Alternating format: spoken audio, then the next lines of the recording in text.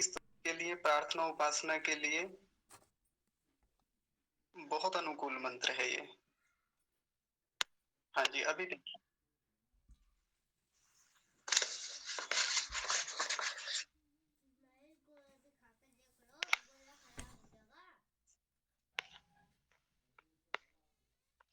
देखिए, चलिए तो शुरू करते हैं। मंत्र है प्रजापते न त्वदेता न्यन्यो विश्वा जातानि परिता बभूव यत् कामास्ते जुहुमस्तन्नो अस्तु वयम श्याम पतयो रयीणाम। इसका हम उच्चारण पहले देख चुके थे विस्तार से, अब हम इसके अर्थ पर आज बात करेंगे, चर्चा करेंगे। मैं आपसे निवेदन करूंगा कि इसमें जो भी ईश्वर की स्तुति होगी, जो भी ईश्वर से प्रार्थना होगी, आज उसको बहुत गहराई से समझने का प्रयास करेंगे और अपनी प्रतिदिन की उपासना में, ध्यान में या यज्ञ करते समय वैसा वैसा भाव बनाने का प्रयास करेंगे। तो पहला शब्द देखिए, प्रजापति। प्रजापति यहाँ परमात्मा के लिए आया है। वैसे तो प्रजापति यज्ञ को भी कहते हैं। आपने यज्ञ शब्द का एक पर्यायवाची प्रजापति भी पढ़ा होगा। निरुक्त में भी यज्ञ को प्रजापति कहा गया है। निरुक्त एक शास्त्र है ना, जिसका वर्णन मैं पिछले कुछ दिनों में करता रहा था। तो उसमें भी परमपिता सॉरी, यज्ञ शब्द को भी प्रजापति कहा जाता है। अब कोई ये कह सकता है कि यहाँ जो प्रजापति शब्द आया, यहाँ इसका यहाँ से ग्रहण परमात्मा का करें या यज्ञ का करें, यहाँ यज्ञ की बात चल रही है या परमात्मा की बात चल रही है। तो वही बात पुरानी वाली जो मैं हमेशा कहता हूँ, प्रकरण देख लेना चाहिए, प्रकरण किसका चल रहा है। तो प्रकरण किसका चल रहा है? ईश्वर की स्तुति प्रार्थना और उपासना का प्रकरण चल रहा है। और जहां जहां से ये मंत्र लिया गया है, वहां भी प्रकरण ईश्वर का ही चल रहा था। इसलिए इस प्रजापति, ये जो प्रजापति शब्द है, इससे परमात्मा का ही ग्रहण करेंगे। इससे पहले मैं आपको एक और मजेदार बात बताता हूँ, जिसके लिए मैं कह रहा था। ये जो मंत्र है, ये ऋग्वेद का मंत्र है मुख्य रूप से। ऋग्वेद में 10वें मंडल में 122वां सूक्त है, उसका ये 10वां मंत्र है। आप कहीं भी देख लीजिए, ऐसा ही उदाहरण मिलेगा आपको। फिर से सुनेंगे, ऋग्वेद में 10वें मंडल में 122वां सूक्त और उसका 10वां मंत्र है। बिल्कुल ऐसा ही मंत्र है वहां पे। लेकिन यजुर्वेद में भी यही मंत्र है। तो फिर मजेदार बात क्या हुई? मजेदार बात पता है क्या है? वो ये है, यहाँ आप इस मंत्र में एक शब्द देख रहे होंगे, जातानी। तो यजुर्वेद में जो मंत्र है, वहां जातानी के स्थान पर रूपाणी शब्द आया है। रूपाणी कैसे? प्रजापते न त्वदेता न्यन्यो विश्वा रूपाणी परिता बभूव बभूव। और आगे की जो पंक्ति है ना, यत कामास्ते जुहुमस्तन्नो अस्तु वयम श्यामा पतयोरयिणाम, ये वैसी की वैसी है, ज्यों की त्यों है, वैसी की वैसी। और यजुर्वेद में 33, नहीं क्षमा कीजिए, 23वें अध्याय का 65वां मंत्र है यही वाला जो मैं बता रहा था, जिसमें जातानी के स्थान पर रूपाणी शब्द आया है। और दोनों स्थानों पर ऋषि का बहुत कमाल का भाष्य है, बहुत शानदार व्याख्या है, वो मैं आपके सामने रखने का प्रयास करता हूँ। देखिए, तो प्रजापति शब्द से किसका ग्रहण करेंगे? परमात्मा का। यज्ञ का ग्रहण नहीं करेंगे। अब प्रजापति नाम से ही प्रजापति शब्द से पता चल जाता है, प्रजापति या प्रजापति कह दीजिए, जो प्रजा का पति है, स्वामी है। कौन सी प्रजा का? तो जो जो इस संसार में प्रजा है, संसार में रहने वाले सभी जीव हैं, सभी लोग हैं, मनुष्य हैं या मनुष्य के इतर जितने भी प्राणी हैं, वो सब प्रजा हो गई। एक तो प्रजा वो होती है, जैसा हम कहानियों में पहले सुनते थे कि पहले एक राजा थे, उनके यहाँ एक प्रजा होती थी। तो राजा क्या होता था? उस प्रजा का स्वामी होता था। ऐसा सुनते थे ना हम कहानियों में। और कल भी जब हम मंत्र की चर्चा देख रहे थे, तो उसमें भी एक शब्द आया था, इत राजा। राजा आया था ना, तो वो भी राजा ही था, परमात्मा। और यहाँ भी जो प्रजापति है, यहाँ भी वैसे ही राजा की बात चल रही है, जो पूरे संसार में जितनी भी प्रजाएं हैं, जितने भी जीव हैं, मनुष्य हो चाहे मनुष्य से इतर प्राणी हो, उन सब का पति है। पति का मतलब वैसा पति नहीं, हस्बैंड वाला मत समझ लेना आप। मतलब वो सबका स्वामी है। सबके स्वामी का मतलब सबके ऊपर विराजमान है। अब सबके ऊपर विराजमान होने का भी मतलब क्या हुआ? सामर्थ्य में, योग्यता में, ज्ञान में, विद्या में, बल में, सब चीजों में वो सबसे बड़ा है, सबसे ऊपर है, सबके ऊपर शासन करने वाला है। इसलिए उसको राजा कहते हैं, इसलिए उसको पति कहते हैं, इसलिए उसको स्वामी कहते हैं। कितने राजा इस संसार में हुए हैं? रावण जैसे, कंस जैसे, या अच्छे राजा भी बहुत सारे हुए हैं, चक्रवर्ती सम्राट भी हुए हैं। वो राजा किस कारण से राजा कहलाते हैं? क्योंकि जो भी व्यक्ति एक राज्य का राजा होता है वो अपने सामर्थ्य में बड़ा होता है, भले उसके भीतर बौद्धिक सामर्थ्य बड़ा हो या उसके पास धन का सामर्थ्य बड़ा हो, शारीरिक सामर्थ्य बड़ा हो, किसी भी प्रकार से उसके पास एक सामर्थ्य होता है, यश का सामर्थ्य होता है, कई बार उसका नाम बहुत होता है जिसके कारण वो राजा बन जाता है। ऐसे ही परमात्मा है, उसका नाम, उसका यश, उसकी कीर्ति सबसे बड़ी है। यस्य नाम महद यशः, उसका नाम सबसे बड़ा है, इसलिए वो राजा कहलाता है पूरे संसार का। उसका सामर्थ्य, उसकी विद्या, उसका ज्ञान, उसका बल, सब कुछ सबसे अधिक है इस पूरे संसार में। वो न्याय करने से भी राजा कहलाता है। इसलिए इस प्रजापति शब्द जब भी हमारे मन में आए ना, कहीं भी किसी भी मंत्र में प्रजापति शब्द पढ़ें, आगे बहुत आएगा प्रजापति, आगे आएगा ना, इदम प्रजापतये इदन्न मम, है ना, या ओम प्रजापतये स्वाहा, ऐसे करके आएगा। तो जहां जहां भी आएगा प्रकरण के अनुसार हम देखते रहेंगे कि वहां परमात्मा के लिए आया है तो फिर ऐसा ही अर्थ हम ग्रहण करेंगे, और यज्ञ के लिए आया है तो फिर यज्ञ का ग्रहण करेंगे, तब वैसी स्तुति होगी वहां पर। तो देखिए प्रजापति से हम, यहाँ भी स्तुति ही चल रही है परमात्मा की, हे समस्त प्रजा के स्वामी परमात्मा। आगे देखिए, ये अभी न शब्द को छोड़ देंगे, इसको बाद में देखेंगे। अब यहाँ देखिए त्वदेता न्यन्यो, न्यो, इसको आज हम तोड़ते हैं। जब हम उच्चारण सीख रहे थे तो मैंने कैसे तोड़वाया था इसे, मैंने कैसे विग्रह कराया था, त्वदेता और न्यो ऐसे तोड़वाया था। लेकिन आज देखिए तोड़ने का तरीका क्या रहेगा, क्योंकि आज हम इसका संधि विच्छेद करेंगे। तो यहाँ देखिए त्वत शब्द है, त्वत, ये मैं यहाँ लिख रहा हूं त्वत, ऐसे त्वत, और इसके आगे है एतानी, त्वत जमा एतानी, ऊपर लिख रहा हूं देख लीजिए, थोड़ा सा अलग चला गया, त्वत जमा एतानी। और ये जो लास्ट में दिख रहा है यहाँ जुड़ा हुआ है अन्यः या अन्यो, अन्य लिख दे रहा हूं मैं तो वो वैसा ही हो जाएगा। त्वत जमा एतानी जमा अन्यः, इन सबको मिलकर बनेगा त्वदेता न्यन्यो। देखिए आपको अजीब लग रहा होगा ना अभी, लेकिन जब तोड़ेंगे, थोड़ा संधियों के नियम सीख लेंगे ना, तो ये बात पकड़ में आ जाएगी। लेकिन अभी व्याकरण नहीं सीख रहे हैं, अभी तो बस हम ऐसे ही अर्थ देख रहे हैं। फिर से देखिए, त्वत जमा एतानी जमा अन्यः, इससे बना त्वदेता न्यन्यो। तो इसमें पहले त्वत शब्द को देखेंगे। त्वत, त्वत का मतलब है आप से या आप, परमात्मा के लिए बात चल रही है यहाँ पर। हे प्रजा के स्वामी परमात्मा, त्वत माने आप से, और ये अन्य है, इसमें पीछे जो अन्य है शब्द जुड़ा हुआ है, अन्य माने भिन्न। जब हम अन्य की बात करते हैं तो अन्य का तात्पर्य क्या होता है, भिन्न, दूसरा, सेपरेट, ऐसे करके। आपसे भिन्न दूसरा, रुकिए,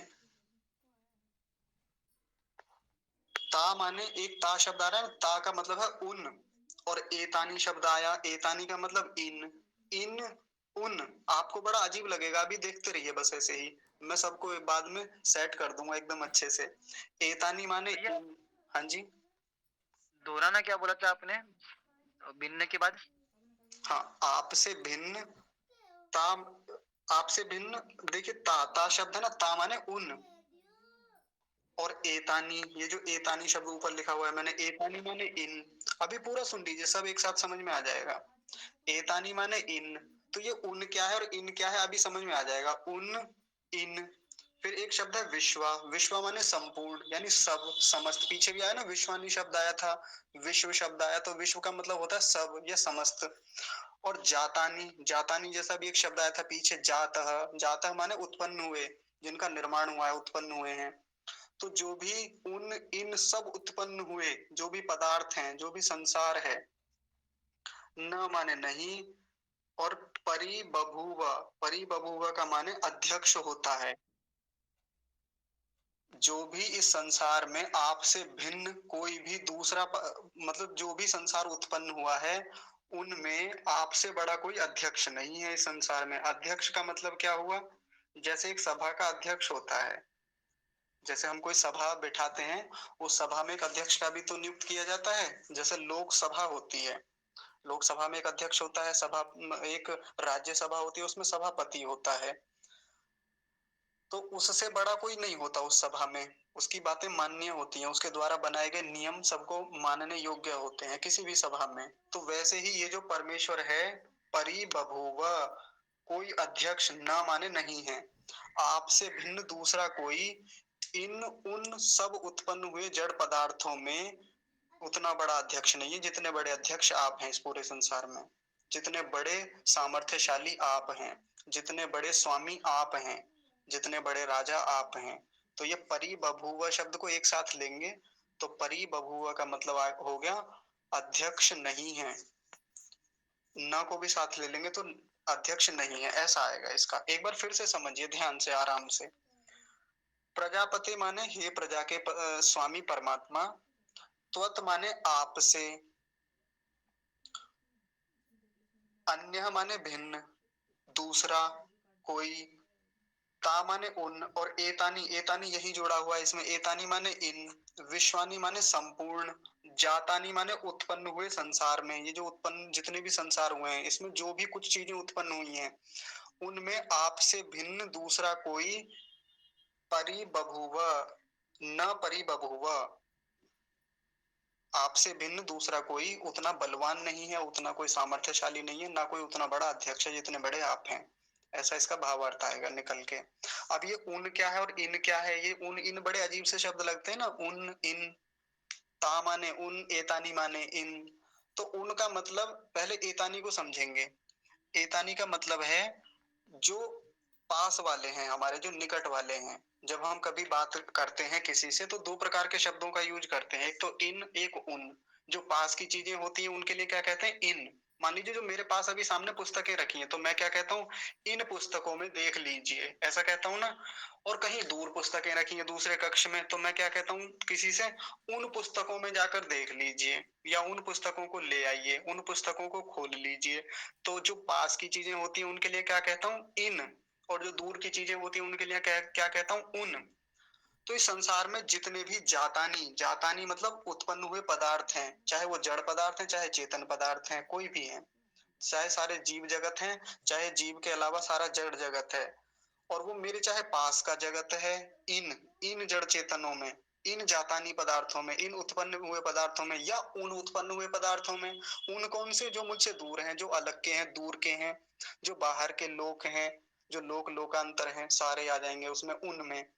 तो इनमें और उनमें सब में से कोई भी वस्तु उठा लाइए, उनमें आपसे बड़ा कोई है ही नहीं है, आपसे बड़ा कोई है ही नहीं संसार में। ये हुआ पहली पंक्ति का तात्पर्य। अभी थोड़ा और अजीब लग रहा होगा ना, अभी विचार करेंगे, एक बार फिर देखेंगे। आगे देखिए, यत कामास्ते जो मस्तन्नो अस्तु, इस पंक्ति का अर्थ हम समझेंगे अभी। यत, यत माने एक साथ लेंगे, यत कामाह, इसको मैं तोड़ता हूँ, इसका मैं संधि विच्छेद करता हूँ तो क्या बनेगा, यत कामाह, और जमा ते। देखिए मैं यहाँ लिख रहा हूँ,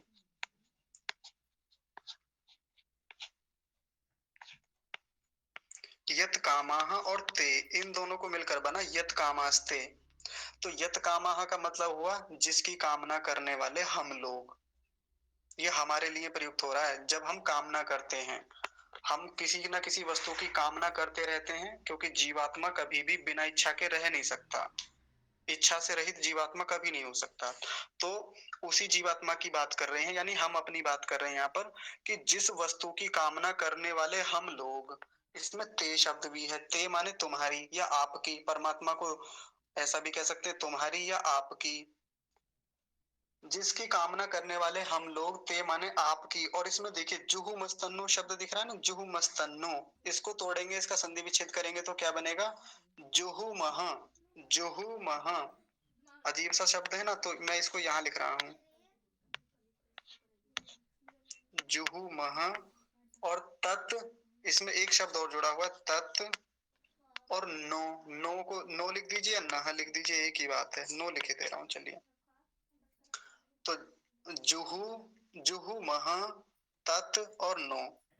अब इनका इनका उत्तर देखिए, यत कामः माने जिसकी कामना वाले हम लोग, ते माने आपकी, जुहुम माने उपासना करें या आपकी भक्ति करें, आपका आश्रय लेवें, आपकी वांछा करें, आपकी उपस्थिति में रहें।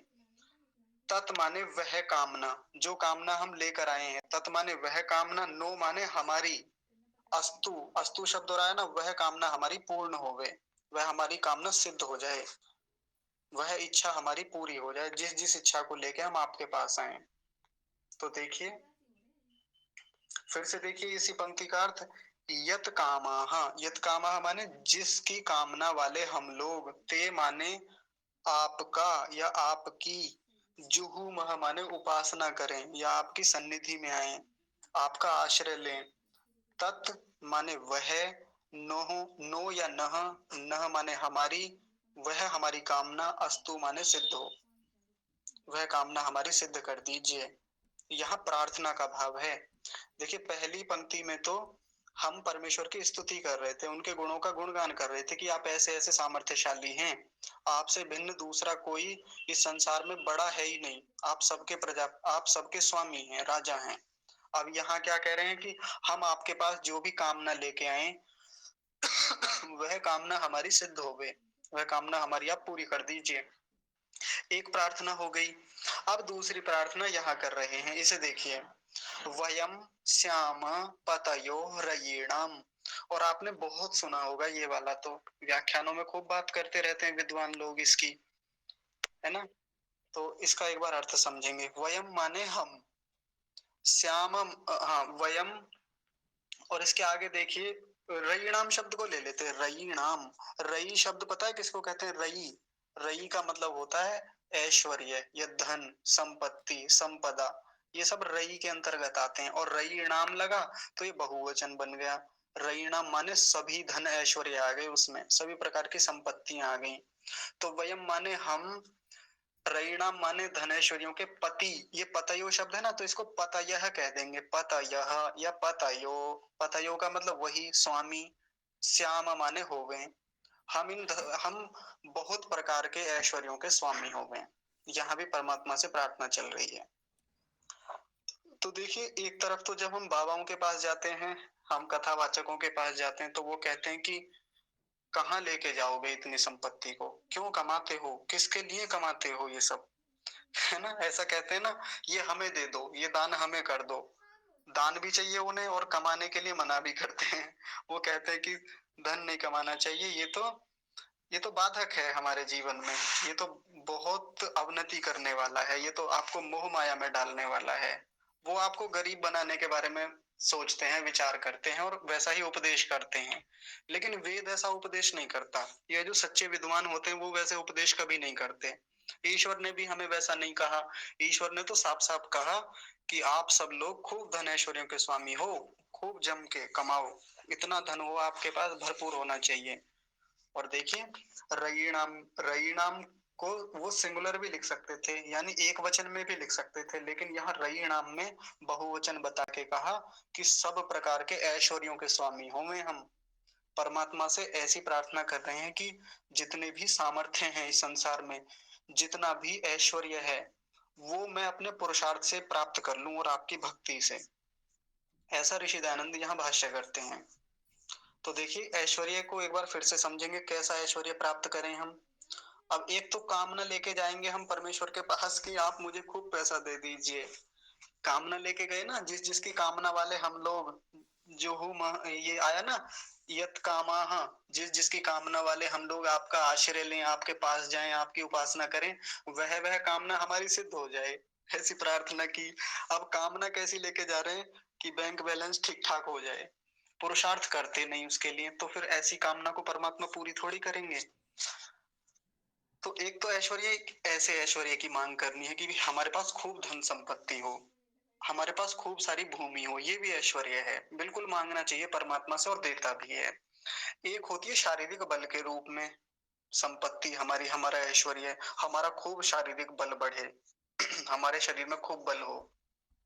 एक और ऐश्वर्य क्या होता है, जो हमारा मानसिक बल होता है। एक मानसिक बल भी तो होता है, बाहर से शरीर में भले ही दिखने में कुछ नहीं है, बाहर से शरीर वैसे कमजोर सा दिखता है, लेकिन फिर भी भीतर बहुत सामर्थ्य है उस व्यक्ति के, चाहे वो ज्ञान के रूप में, चाहे वो योग्यता के रूप में, विद्या के रूप में, या वो किसी भी परिस्थिति में खड़ा रह सकता है, स्थिर रहता है। सुखे दुखे समय कृत्वा लाभा लाभो जया जयो, लाभ हो पराजय, लाभ हो हानि हो, जय हो पराजय हो, वो व्यक्ति सब में स्थिर खड़ा रहता है क्योंकि उसके पास मानसिक बल बहुत है। ऐसा ऐश्वर्य हमें प्रदान कीजिए। यहाँ भी उस ऐश्वर्य की बात की जा रही है, क्योंकि वैसे तो धन खूब कमाया, वैसे तो ऐश्वर्य खूब इकट्ठे कर लिए, लेकिन व्यक्ति के पास इतना सामर्थ्य नहीं है कि वो अपनी सफलता और असफलताओं में स्थिर खड़ा रह सके। सफलता आती है तो बहुत उछलता है, और विफल हो जाता है तो बहुत रोता है, चिल्लाता है, परेशान हो जाता है, कई कई दिनों तक सामान्य नहीं हो पाता। ये क्या है, कमजोरी ही तो है, ऐश्वर्य का ना होना ही तो है। तो परमेश्वर से ऐसी प्रार्थना हम यहाँ करें, वयम श्याम पतयो रयिणाम में, कि आप हमें ऐसे ऐश्वर्यों का स्वामी बनाइए जिससे हमारे पास खूब मानसिक बल हो, आत्मिक बल हो, हमारे पास आत्मा में इतना सामर्थ्य हो कि हम छोटी छोटी चीजों से घबराएं नहीं, हमारे भीतर खूब साहस हो, खूब पराक्रम हो, खूब खूब हमारे भीतर शौर्य हो, हमारे भीतर खूब विवेक हो, बुद्धि हो। ऐसा ऐसा भी तो बल होता है ना। एक बल होता है विद्या का, ज्ञान का बल होता है। हम मूर्ख न रह जाएं, हम अविद्या में न रह जाएं, क्योंकि जिसके पास विद्या होती है ना, वो अपने आप में बहुत बड़ा ऐश्वर्यशाली व्यक्ति माना जाता है। धन नहीं है कोई बात नहीं, एक बार को धन की उतनी स्थितियां नहीं है, काम चल जाता है उसका ठीक ठाक, उसके पास खाने पीने के लिए सामग्रियां उपलब्ध हो जाती हैं, और उसके पास, लेकिन उसके पास विद्या भरपूर है, अच्छी खासी विद्या है, और ज्ञान है, ठीक ठीक ज्ञान है, सत्य ज्ञान है। तो ऐसे व्यक्ति को तो खूब ऐश्वर्यशाली मानना चाहिए हमें, और ऐसे इसलिए ही विद्वानों का हम लोग सत्कार करते हैं, और कहा भी जाता है ना, विद्वान की सर्वत्र पूजा होती है। इसलिए ऐसे भी ऐश्वर्य का हमें स्वामी बनाइए जिससे हमारे पास खूब विद्या हो, खूब ज्ञान हो। तो केवल जब हम इसका अर्थ कहीं पढ़ते हैं किसी पुस्तक में, आपके पास यज्ञ की पुस्तकें रखी होंगी घर में, है ना, और आप इसका अर्थ पढ़ते होंगे तो उसमें क्या पढ़ते होंगे, हमें धन ऐश्वर्यों का हम सब प्रकार के धन ऐश्वर्यों के स्वामी हो गए, इतना ही पढ़ते हैं ना हम लोग। और जैसे ही धन ऐश्वर्य हमने पढ़ा, तो एकदम से हमारे मन में यही आता है कि भगवान हमें पैसा दे दीजिए खूब सारा हमारे पास खूब सारा पैसा हो, यही आता है ना मन में एकदम से, यही आता है सबके। और वो यज्ञ वो बना रखा है ना ऐसे कर करके कुछ, मुझे कुछ ध्यान भी नहीं, लोगों ने इसके पीछे एक वो भी बना रखी है, एक कविता जैसी। हाँ, धन दौलत भरपूर दीजिए यही भक्त को भाया है, ऐसा ही है ना वहां पे, धन दौलत भरपूर दीजिए यही भक्त को भाया है। अब अब ऐश्वर्य का मतलब केवल धन दौलत से समझ लेते हैं हम, लेकिन ऋषि ऐसी बात करते ही नहीं, ऋषि केवल धन तक सीमित नहीं है, हाँ धन भी होना चाहिए, लेकिन ऋषि इससे भी और आगे की बात करते हैं। वो कहते हैं सब प्रकार का सामर्थ्य, विद्या का सामर्थ्य, योग का सामर्थ्य हो हमारे पास, हमारे पास ज्ञान का, मानसिक बल का सामर्थ्य, शारीरिक बल का, हमारे पास यश हो, कीर्ति हो, हमारा खूब दूर दूर तक नाम हो, ऐसी भी कामना हम लोग करें यहाँ पे। और जिस कामना को लेके हम परमेश्वर का आश्रय लेवें, हम उसके पास जाएं, जुहू महा उसकी उसकी उपासना करें, वह कामना हमारी सिद्ध हो गई, ऐसी परमेश्वर से बार बार यहाँ प्रार्थना की जा रही है। पिछले मंत्रों में उतनी प्रार्थनाएं नहीं थी, है ना। पहले मंत्र में तो खूब प्रार्थना थी, विश्वानी देव मंत्र में, लेकिन अब अच्छी खासी प्रार्थना इस छठे मंत्र में आके हम परमात्मा से कर रहे हैं, क्योंकि स्तुतियां तो खूब कर ली, परमेश्वर आप ऐसे हो, आपने संसार को बनाया है, आपका महान सामर्थ्य है, आप राजा हैं पूरे संसार के, आप आप आत्मा के बल को देने वाले हैं, आप ज्ञान को देने वाले हैं, पीछे की ना इतनी सारी हमने स्तुति परमेश्वर की। अब मांगने का समय आ गया ठीक ठाक, तो एक ही बार में इतना कुछ मांग लिया हमने आज इस छठे मंत्र में, कि आप इतना सारा दे दीजिए, फिर कुछ बचता ही नहीं मांगने के लिए। ऐश्वर्य, ये जो रई नाम आया ना, इसमें सारे ऐश्वर्य मांग लिए हमने परमात्मा से। अब एक बात ये भी देखिए, बहुत महत्वपूर्ण बात अब आती है, जो मैंने शुरू में बताई थी, जब ईश्वर स्तुति प्रार्थना उपासना का प्रकरण आरंभ हुआ था, मैंने कहा था प्रार्थना जो होती है वो पुरुषार्थ पूर्वक की जाती है। एक व्यक्ति खाली बैठा हुआ है और लोगों से प्रार्थना पे प्रार्थना किए जा रहा है कि मेरी सहायता कीजिए, मेरी सहायता कीजिए, मुझे कुछ दीजिए, करता कुछ है नहीं, एकदम निठल्ला रहता है, प्रयास कुछ करता नहीं। कोई व्यक्ति कर दे उसकी सहायता, बाय चांस कर दे तो कर दे, लेकिन ज्यादा समय तक नहीं कर सकता, लंबे समय तक नहीं कर पाएगा। क्यों? क्योंकि उसको पता चल जाएगा करता धरता तो कुछ है नहीं, केवल प्रार्थनाएं करता रहता है, केवल याचना करता रहता है। और निठल्ले लोगों को, जो आलसी होते हैं, प्रमादी होते हैं, उनको सहायता ज्यादा लंबे समय तक दी भी नहीं जा सकती, देना भी नहीं चाहिए। इसलिए प्रार्थनाएं हमेशा पुरुषार्थ पूर्वक होती हैं। और प्रार्थना किससे की जाती है? जो हमसे अधिक सहाय वाला होता है, जिसके भीतर हमसे अधिक सामर्थ्य हो, अधिक योग्यता हो। अब हम मान लीजिए प्रधानमंत्री जी हैं, वो अपने पीएमओ को चलाने के लिए, जो प्राइम मिनिस्टर ऑफिस होता है, उसको चलाने के लिए किसी मजदूर के पास जाएंगे क्या, या हमारे जैसे व्यक्ति के पास आएंगे क्या? बिल्कुल नहीं आएंगे। क्यों? क्योंकि हमारी वो योग्यता है ही नहीं, हमारे भीतर वो सामर्थ्य है ही नहीं। तो उसके लिए उनके पीएमओ में, उनके ऑफिस में बड़े बड़े आईएएस ऑफिसर्स होते हैं, बड़े बड़े ऊंची योग्यता रखने वाले। उनको देश का प्रशासन कैसे चलाना है, शासन कैसे चलाना है, उनको सब बातें पता है। उनके भीतर वो योग्यता है। तो वो उन सहाय वाले लोगों के पास जाते हैं, या उन लोगों को कोई आवश्यकता होती है तो वो उससे अधिक सहाय वाले लोगों के पास जाते हैं। ऐसा चलता रहता है।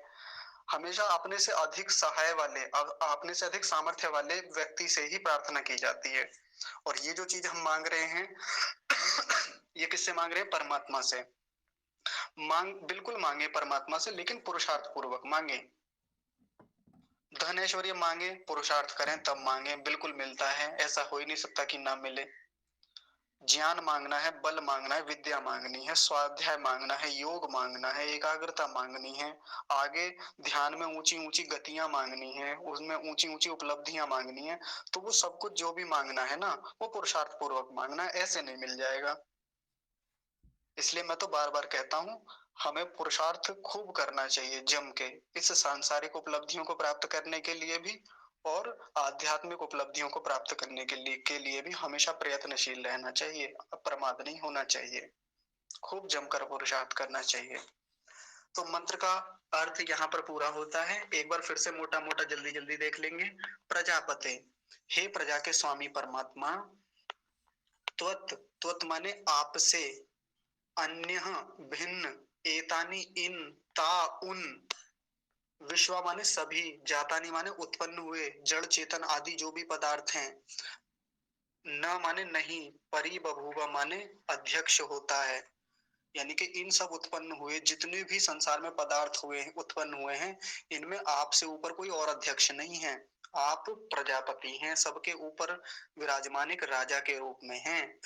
यत कामाह, जिसकी कामना वाले हम लोग, या जो कामना लेकर हम लोग, ते माने आपकी, जुहुमा माने उपासना करें, तत् माने, यहाँ तत् शब्द है, तत् वह, नो या नह, वह कामना जो हमारी है, अस्तु माने पूरी हो जाए, वो सिद्ध हो जाए बस वो कैसे भी करके।